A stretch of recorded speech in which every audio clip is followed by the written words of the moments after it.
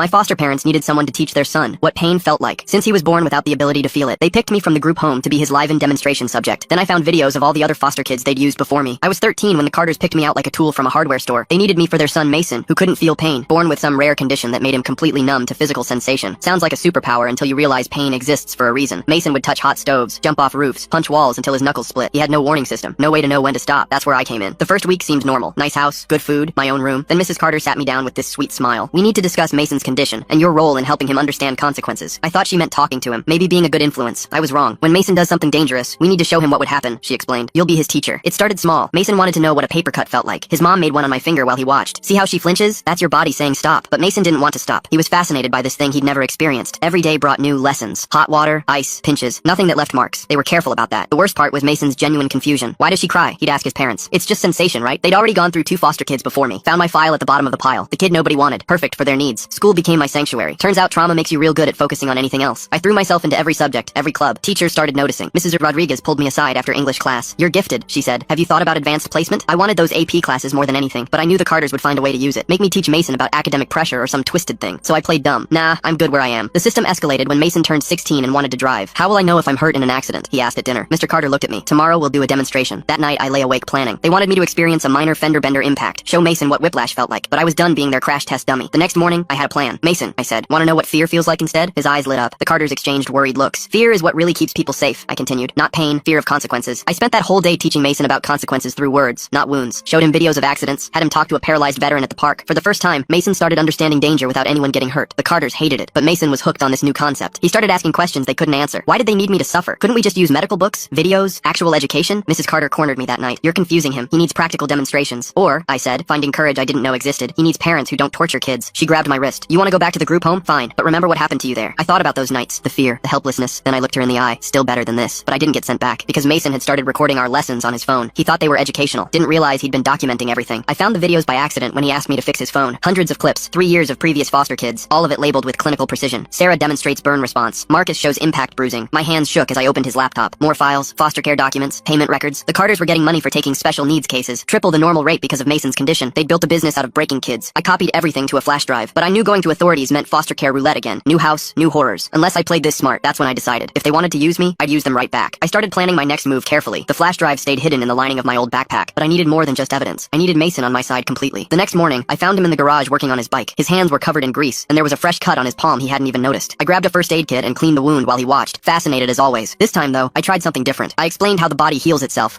Click the link in my profile to watch the exciting follow-up.